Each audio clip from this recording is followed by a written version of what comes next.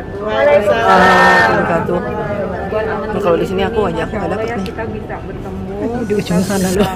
makan bareng, dan ini menjadi ajang bagi kita untuk saling menjaga tali silaturahmi. Terima kasih kepada Sahibul Bait kita, Maria, senior kita. Selalu Maria. Rezeki buat Maria dan keluarga, bersama teman-teman semua. Pertanyaan saya tapi buat Bos. Bagaimana tips-tipsnya untuk kita di masa pandemi yang berada di rumah? Apa sih yang bisa membuat kita melakukan sesuatu yang lebih produktif? Apalagi terutama buat saya, sesuatu hal yang kita lakukan tapi bernilai finansial. Monggo silakan. Satu. Oke, kita siapa lagi? Aku. Resen, oke. Assalamualaikum warahmatullahi wabarakatuh. Alhamdulillah, senang banget hari ini bisa kumpul dengan teman-temanku semua yang udah kayak saudara-saudaraku semua. Semoga kita selalu dalam keadaan sehat. Apalagi Mbak Dini yang cantik. Teman artis TikTok kita. Ini kayaknya banyak subscribe. Jangan lupa. Iya nih, coach. Jadi kebetulan kan suami mungkin setahun 2 tahun lagi pensiun. Gitu. Terus harus mikir dong dari sekarang gimana ya biar pendapatan yang tadinya setiap harinya seperti sekarang, tiap bulan seperti sekarang, nanti pas pensiun otomatis nggak akan seperti sekarang dong. Sekarang tuh berapa ya?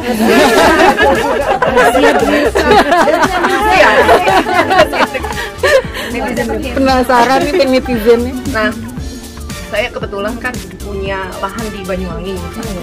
Kebetulan itu daerah wisata gitu loh. Terus suami ngasih ide suruh bikin kayak kafe atau apa. Tapi saya bukan ini saya gitu loh, passion saya gitu. Jadi saya bingung gitu. Kan malah saya sampai bilang saya bukan nasi uduk juga nggak apa-apa gitu kan. Karena tempat wisata kan. Jadi kalau kan dingin. Jadi kalau malam bikin nasi uduk kan kayaknya idenya juga bagus juga gitu. Orang Jawa jarang bikin nasi uduk kan, orang Betawi yang bikin. Jadi maksudnya ketika saya mau memulai usaha itu sebenarnya apa sih yang harus diperlukan gitu, langkah-langkah apa sih, step-step apa sih sebenarnya. Oke, ya, terima kasih. Satu lagi biar kita borongan. Dicatat belum? Iya.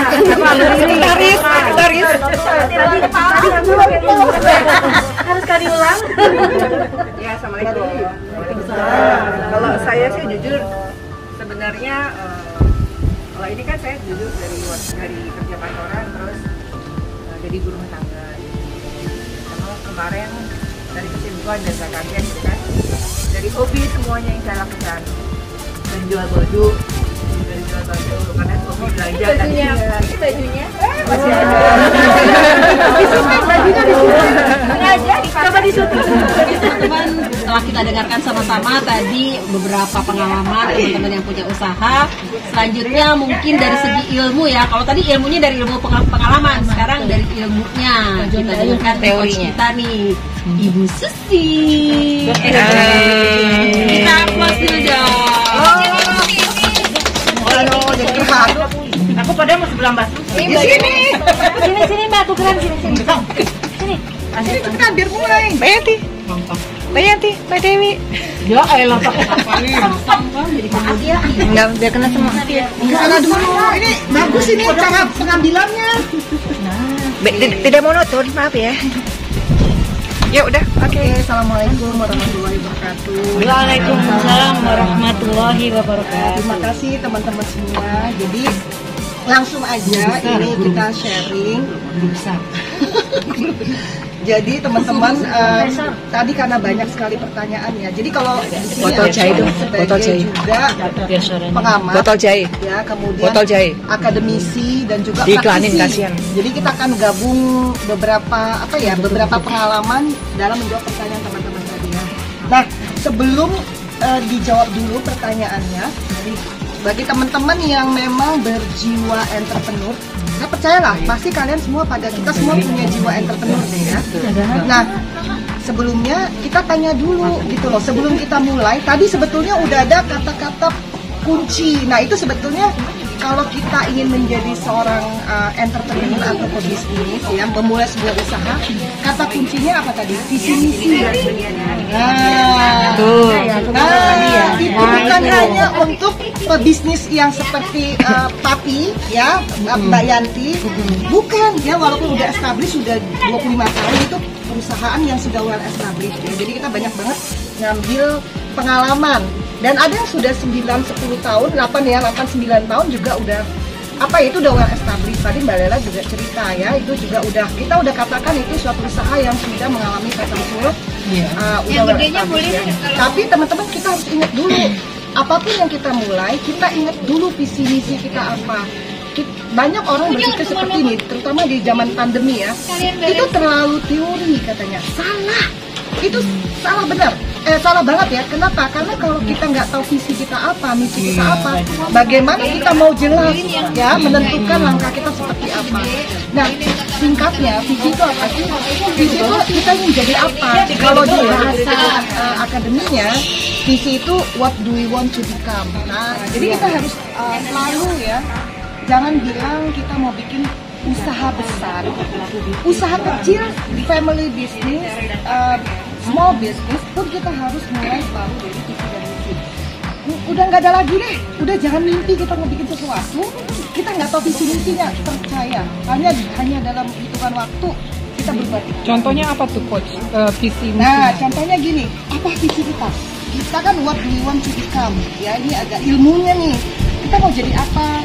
2, 3, 5 tahun yang akan datang itu harus jangka agak panjang ya. Misalnya Mbak Yuli, memang usaha ini sudah menjadi passion Mbak Yuli nggak? Sudah bakal nggak Mbak Yuli 5 tahun lagi mengembangkan usaha Mbak Yuli, misalnya di bidang bisnis?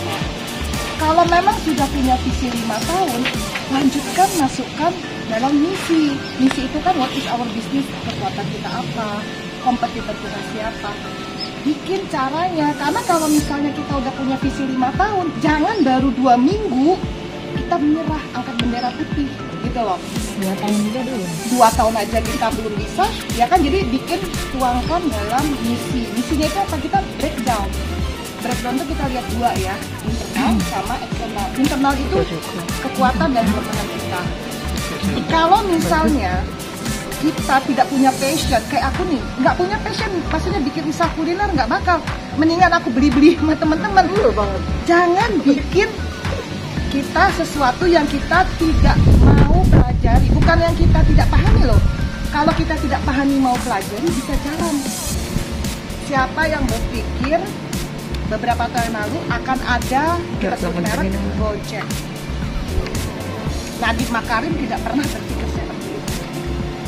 Ya, siapa yang pernah berpikir kita sekarang kemana-mana mau pesen tiket melalui tiket.com atau Traveloka? Nggak ada yang punya pikiran seperti itu. Siapa yang berpikir punya Tokopedia? Itu manusianya orangnya biasa, yang dia tiba-tiba berpikir kenapa susah ya kalau belanja. Padahal waktu itu belum ada yang namanya advance in teknologi, belum ada kemajuan teknologi, nggak ada. Cuma dia punya visi. Kalau saya 5-10 tahun lagi saya membuat sesuatu yang orang hanya klik aja, orang belanja. Banyak merchant di dalam satu tempat, namanya e-commerce kan. Nah, karena dia punya visi, terwujud nggak? Terwujud. Banyak nggak halangan dia? Banyak. Tapi bertahan nggak dia? Bertahan. Nah itu ya, karena dia tuangkan dalam misi. Jadi teman-teman, apapun yang mau kita lakukan, jangan kita merasa, oh saya nggak bikin yang seperti Mbak Yanti, usahanya nggak kebayang, atau seperti Mbak Amel belum kebayang. Saya hanya mau bikin usaha-usaha saya sendiri.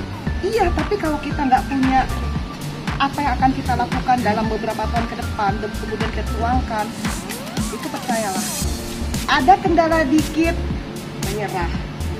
Customernya berkurang, menyerah. Gitu. Karena kita nggak punya breakdown strength tadi ya, kekuatan kita apa, ukur kekuatan kita, di mana kekuatan kita. Itu adanya di dalam diri kita kan. Siapa armada kita? Gitu. Kekuatan tuh banyak ya macamnya. Kalau misalnya kita nanti udah usahanya seperti Mbak Amel atau Mbak Yanti, pasti masuknya itu apa? Financial, keuangan, masalah manajemen, masalah teknologi, banyak ya. SDM juga. SDM, HR-nya itu udah masuk di dalam itu. Yang kedua, ukur weakness-nya kita. Apa kelemahan kita? Ayo kita jujur, tulis. Kita punya passion di bidang kuliner, tapi kita nggak bisa masak. Internal kita itu sesuatu yang kita bisa kendalikan. Jadi kita bisa mengantisipasi. Nggak bisa masak, carilah orang pintar masak. Yang penting kita punya visi bahwa kita ingin dalam 5 tahun kita punya restoran. Tapi gue nggak bisa masak, carilah yang bisa masak. Ya, jadi sesuatu bisa yang kita passion, ya, yang kita pahami, yang kita passion itu yang kita pahami kan, kita kerjakan. Atau yang kita tidak pahami tapi bisa kita kerjakan. Jangan sudah tidak passion, nggak paham, kita mau mencoba-coba karena opportunity, nggak bisa juga, ya. Yang kedua yang kita harus lihat adalah masalah eksternal. Nah ini penting dalam dunia, percayalah pasti Mbak Amel sama Mbak Yanti, Mbak Lela pasti yang paling kuat menghantam usaha kita jalan apa enggak adalah masalah eksternal. Pasti eksternal apa? Sesuatu yang di luar kita yang kita nggak bisa kendalikan, tapi bisa kita antisipasi. Siapa yang menyangka bakal ada pandemi? Emang Garuda Indonesia bisa tahu, wah 2020 awal bakal terhit pandemi. Yuk kita persiapkan yuk kita jual-jualin tuh pesawat kita tuh, kita bikin usaha baru. Nggak ada yang bisa. Jadi kalau udah begitu gimana?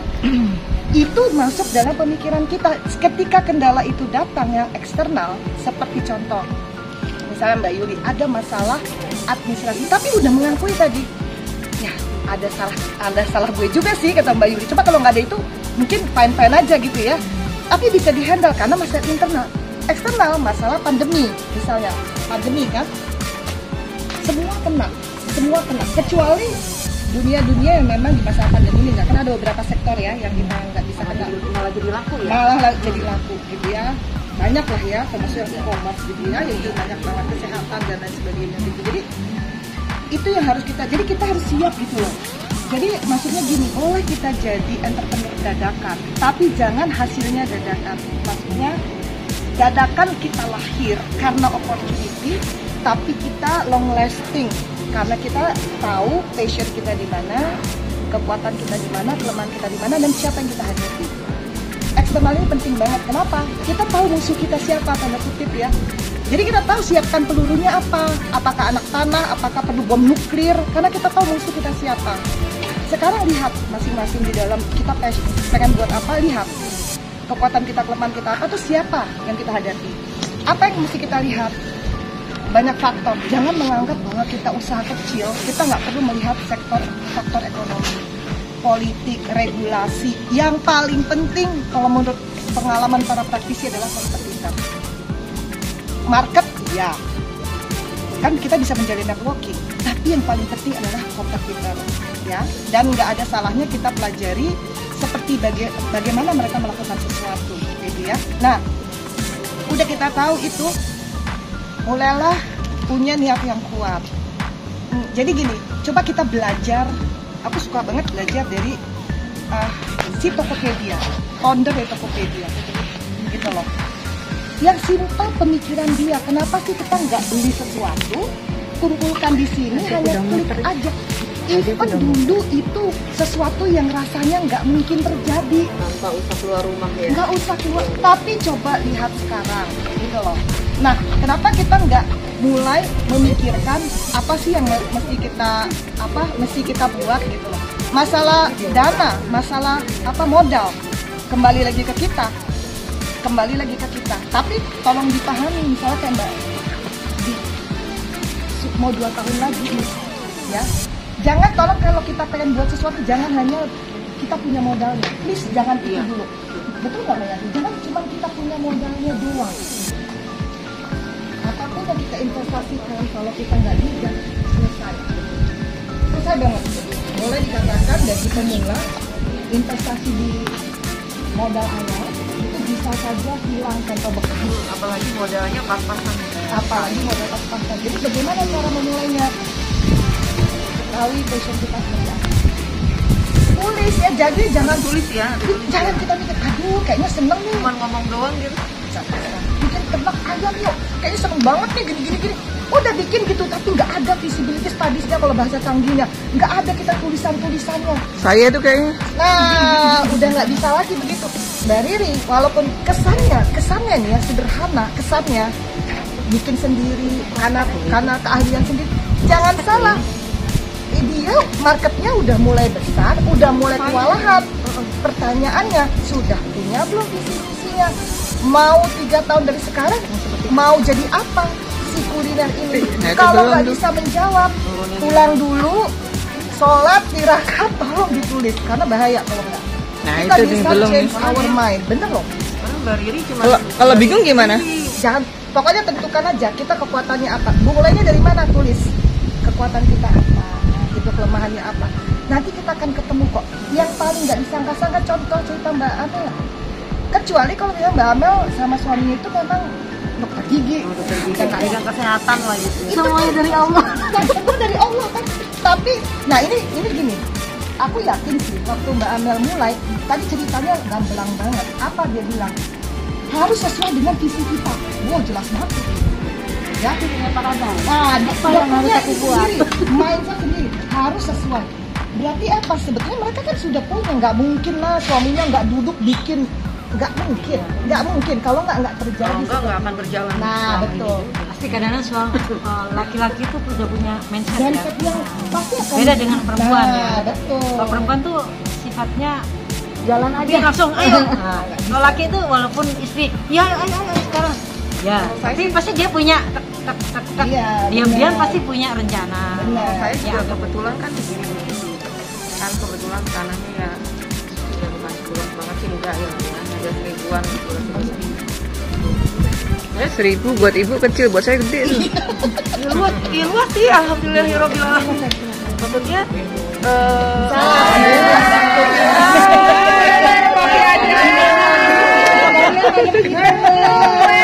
Semangat banget ya. Mana aja. Sebelah setarnya. Baru datang dia setarnya kita. Pakai bajunya senada sama istri. Iya. Gitu. 1000 meter. 1000 meter. Sama-sama kecil. Sultan.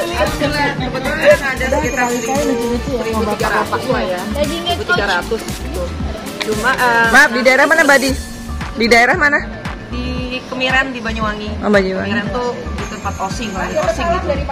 Nah, Daerah wisata. daerah wisata. Nah, 300. Nah, sebenarnya ini bagus banget, tanah konturnya kan turun naik gitu kan, turun naik dan di bawah. Jadi kan tetap aja harus ada visi yang ditulis ya. Pokoknya kita apa visinya, apa misinya itu wajib. Nah, udah kita tahu di mana kekuatan kelemahan kita. Kalau pokoknya gini, belum tentu Mbak Diana sama suaminya Mbak Diana misalnya punya strength and weakness yang sama dengan kita, belum tentu kan. Jadi ini kadang-kadang kita berpikir kalau dia bikin itu kayak misalnya Mbak Yuli, ya iyalah Mbak Yuli gigih, misteri buta pokoknya jatuh banget, gigih banget. Nah, Saya mah kalau nawarin orang ternyata strengthnya Mbak Di nggak di situ, Mbak Yuli di situ. Jadi kan berbeda nih. Padahal misalnya Mbak Diana sama Mbak Yuli dapat opportunity yang sama, cuman kekuatannya berbeda. Nah, itu. Jadi itu tulis dulu. Baru setelah kita tahu, analisa eksternalnya itu penting banget. Salah satunya adalah melihat potensi. Ini kan udah tahu nih bayangannya di Banyuwangi. Bisa nggak ke sana, stay di sana misalnya sebulan, melihat potensi, berkeliling kita melihat yang sama, terus cari informasi dan kemudian mulai buatlah misalnya segmentasi pasar, kemana market kita. Si kompetitor itu berapa tahun dia berdirinya, baru dia BEP, berapa lama dia bisa survive. Nah itu penting, jadi jangan merasa oh ini karena dingin, karena ada kali. Betul, itu namanya, itu bagus, itu juga salah satu benchmark itu untuk membuat sesuatu. Cuma yuk kita datang, yuk kita lihat yang punya kafe, yang kita punya penginapan. Ayo kita masuk situ, kita lihat nih dia sudah berjalan berapa lama. Jangan-jangan udah 20 tahun. Dan kapan dia maksudnya hebatnya balik modalnya? Baru jalan 5 tahun belakangan. Aduh. Nah itu udah siap belum? Tapi kalau kita udah tahu kekuatan kelemahan kita pasti akan siap. Nah itu misalnya nih ya, bisa sebulan stay berkeliling ambil. Jadi kalau dalam bahasa akademisi itu memang kita namanya CI, Competitive Intelligence. Kita gather all information, itu kita analisa. Kenapa itu untuk kepentingan kita? Karena ini kan bukan modal kecil yang keluar. Ini beda cerita lagi, misalnya kayak Mbak Riri tadi yang pengen berkembang. Nah ini pengen invest loh. Ini invest dan membuat usaha baru. Ini totally different kan. Jadi Mbak Di seperti lihat dulu seperti apa, stay, bisa jadi kita makin semangat. Ternyata kita udah ketemu caranya, bisa jadi kita makin wah bukan kita nih, mungkin kita bikin usaha lain. Nah gitu loh. Jadi apa yang apa hot button para kompetitor itu yang udah duluan itu yang mereka bisa stabil, atau jangan-jangan itu bukan orang setempat, jangan-jangan investor dari luar negeri yang duitnya nggak berseri. Ya itu dia. Nah gitu. Terus bukan saingan kita itu. Terus yang kedua masalah profit sharing. Sekali lagi itu kalau profit sharing seperti Mbak Amel ya, lihat dulu potensinya. Kalau yang Mbak Amel kan lain case ya, karena mereka bukan praktisi, ada yang mereka bekerja sama dengan praktisi. Nah itu kan jelas ya. Nah kalau ini misalnya ini memang bakal betul-betul profit sharing based on ini yang beda industri ya. Memang berdasarkan tamu yang datang segala macam kan, jadi bukan ahli ini bukan. Nah Mbak Diana lihat di situ, kalau misalnya ternyata udahlah kita udah punya tanah pas 1.300 yang sewa tadi itu lebih bagus. Pokoknya nggak boleh, jangan sampai apa ya, karena ini jangan sampai gerasa gerusu. Kadang-kadang kita gini banyak banget orang lihat orang lain dari kan iya udah gitu kita nggak tahu, jangan-jangan dia udah nenek moyang dia usaha itu bisa jadi mungkin dia tiap bulan sebenarnya rugi, tapi karena uangnya nggak berseri. Nah ini seperti itu sedikit modal. Tadi kan ada kata kuncinya terbatas modal kita. Kalau terbatas modal kita ya lebih bijaksana aja gitu. Betul kan, nanti saya bilangin pokoknya bikin analisanya loh. Yang ada sedikit buat invest, nanti kalau nggak jalan habis. Pokoknya benar-benar harus ada analisa. Nanti habis gimana uang? Nggak kesono nggak kemari orang sini bilang. Ya betul. Jadi tolong itu jadi pemikiran, apalagi kalau memang misalnya ini mau menjadi usaha masa tua, betul nggak? Ya kan? Mau harus kita supaya anak-anak menikmati, anak cucu kita. Tapi alhamdulillah sih setelah saya bilang, ya kan kalau misalnya kita sewain gitu kan, ayah bisa pegang uangnya bisa betulin yang di belakangnya lagi gitu kan. Nah saya kalau nggak bikinin, saya kan mau dibikinin sama saya tadi kan mau bikin toko oleh-oleh gitu. Katanya suami saya toko oleh-oleh ada bukannya nggak jauh, agak jauh juga sih, ada toko oleh-oleh juga di situ. Saya bilang sebenarnya sih kalau namanya kita usaha, mau orang sebelahan juga Indomaret atau Alfamart nggak masalah gitu. Tapi kan kita juga ya itu dia, sekali lagi kita kembali, dana kita kan terbatas, modal kita terbatas, jadi sebisa mungkin uang ini bisa biar kecil jalan, saya bilang gitu. Jadi saya bilang saya maunya kayak minimarket, tapi di situ ada oleh-olehnya gitu aja dulu sementara. Mbak Diana, saya nggak kasih masukan. Boleh? Mungkin ya. Iya. Kalau Mbak Diana kan udah punya lahan. Kalau saya itu ada kemauan tapi nggak punya lahan. Itu udah lebih enak banget ya. Nih kalau Mbak udah punya lahan, Mbak mau buka tanahnya 1.300. Nggak semua dipakai, nggak semua kita paling nggak segitu. Mbak mau buka toko oleh-oleh, bikinlah segitu Mbak. Dia dengan modal ada, tahu nggak? Mbak bikin lagi bangunan sebelahnya, tapi yang disewakan. Nah itu tadi. Ya itu dia udah begitu. Iya ada gitu. Sangat bijaksana. Iya. Mbak pinjem aja, Mbak pinjem bank aja, masih bisa ketutup dengan sewa itu. Kalau iya emang iya. Ini bayar orang lain. Sebenarnya juga pertama apa saya bilang, dengan ada investor kan orang itu memang benar-benar mau usaha. Jadi kan dia udah tahu dong, punya visi dia emang investor gitu kan. Dan mereka akan menarik orang kan, menarik pengunjung. Saya kan tinggal numpang di sampingnya kasarnya. Ada oleh-oleh sampingnya gitu. Bener kan ya, saya bilang gitu kan ya. Apalagi kalau misalnya yang tadi Mbak Diana bilang investor, udah pastilah investor itu orang yang duitnya nggak berseri lah, udahlah. Pokoknya emang memang udah dia bidangnya, kelebihan uang, dia pengen investasi, dah. dia nggak masalah gitu. Jadi nanti pikirkannya seperti itu. Iya, jadi kan kebetulan ada rumah tua di situ. Makanya duitnya ngejar-ngejar. Jadi sama suami saya mau dibetulin, pokoknya saya bilang rumah tuanya jangan terlalu dirombak. Lebih khasnya iya, gitu. betul. Jadi ubinnya masih ubin yang lama gitu. Khas itu nggak dia. Bilang lagi. Jadi satu rumah aja yang disewain. Gitu. Nanti kita punya rumah ya di belakangnya nggak masalah. Bikin lagi. Di belakangnya dia nggak masalah. Iya, benar. Tapi jangan di belakang banget ya, saya takut soalnya suruh gitu. Gak usah gede-gede katanya, gak usah gede-gede. Yang bisa buat ini aja, kalau datang nonton TV tidur ya, atau istirahat, gitu aja. Saya nggak bikin rumah besar, nanti uangnya habis gue bikin rumah.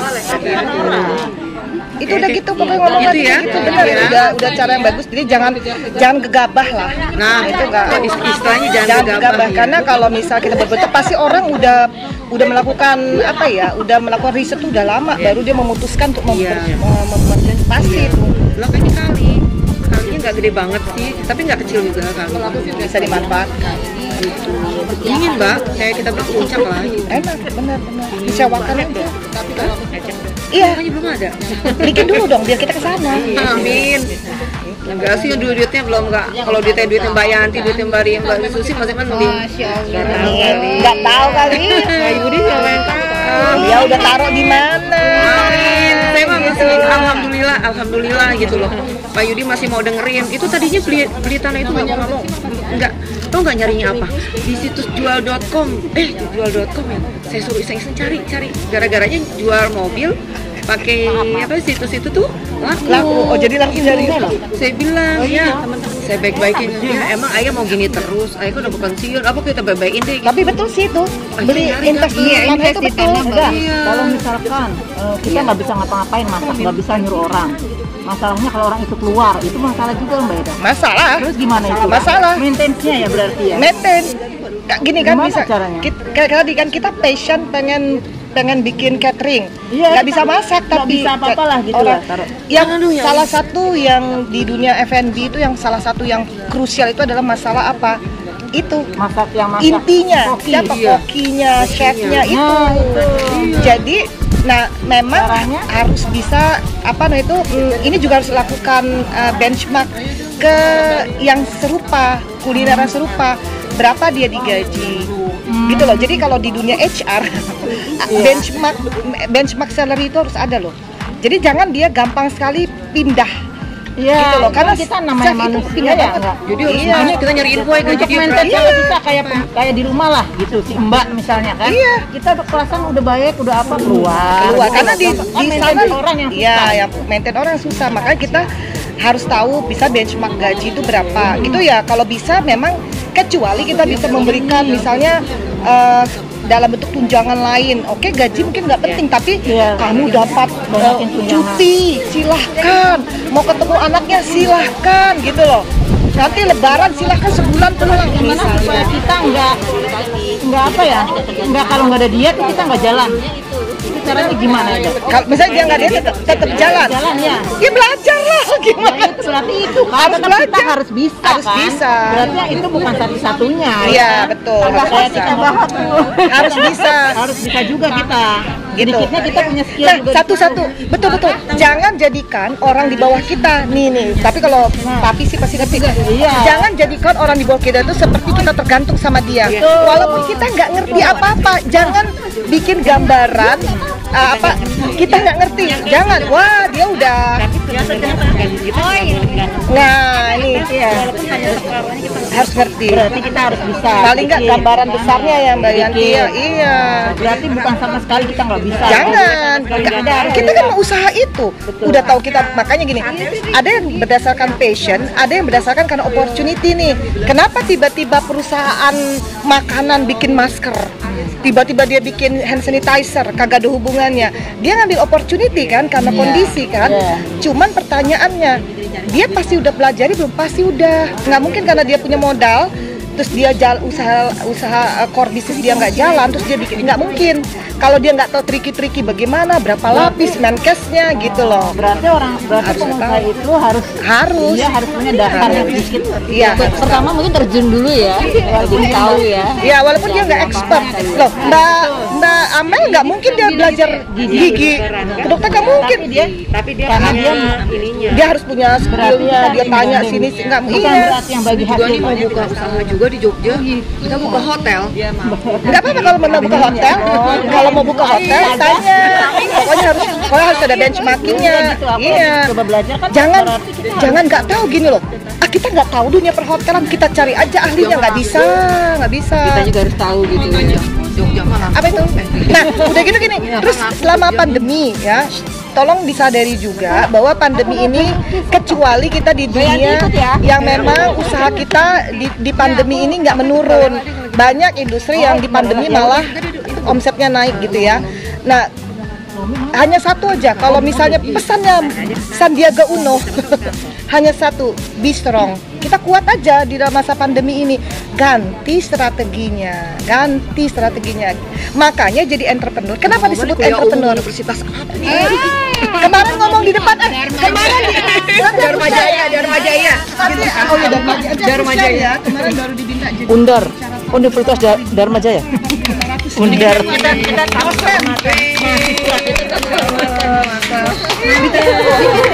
kita tahu pertama Dharma Jaya. Nah gitu, jadi misalnya nih sebelum kita Mbak Yuli, kalau kata menteri gitu ya, katanya ya be strong. Karena kenapa disebut entrepreneur?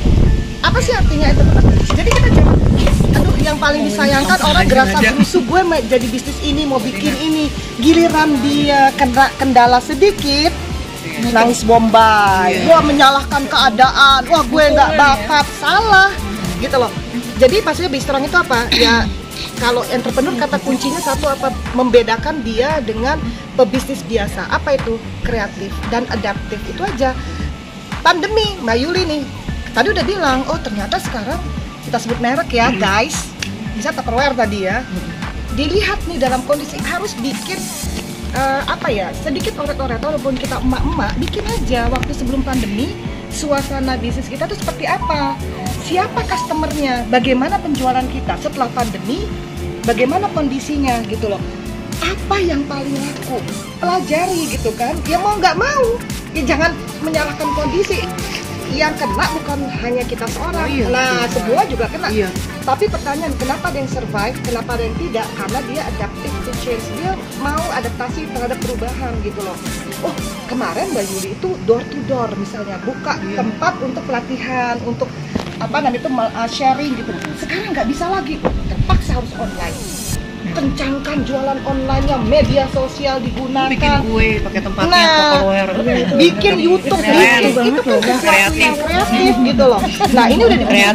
Kreatif. Tadi cerita Mbak Yuli bahwa ternyata selama pandemi banyak orang di rumah dan dia masak pakai tempat. Itu kan opportunity. Nah, kenali target market kita di situ. Jadi kita maksudnya gini loh, walaupun kita emak-emak, jangan merasa yang kita tuh gerasa gerusu simple gitu loh. Jangan gitu loh, kita kan orang-orang yang educated nih ya, bikin aja analisa kita sendiri gitu loh. Kalau misalnya selama pandemi ini apa ya, kenapa malah menurun ya? Tapi ada opportunity-nya. Oh ternyata cara kita memasarkannya, ya udah mainlah Mbak Yuli di WA status, di medsos gitu kan, salah satu cara yang sangat bijaksana kan. Cara kita yang adaptif, kita yang berubah. Contoh tadi Mbak Amel, itu kan mencuri start ya, itu cara bagus banget. Iya, dia geran berarti kerja enak. Nah, udah gitu waktu soal pandemi tutup. Tapi waktu pemerintah membuka boleh, tapi dengan syarat-syarat ketat. Pasti mereka berapat dulu nih, meeting. Bisa nggak kita penuhi? APD, berapa harga APD-nya? APD tingkat 3 lagi, dari mulai depan sampai belakang. Tapi dokter gigi itu modalnya gede loh. Nah, iya itu nanti cerita beda itu dia. Porsinya.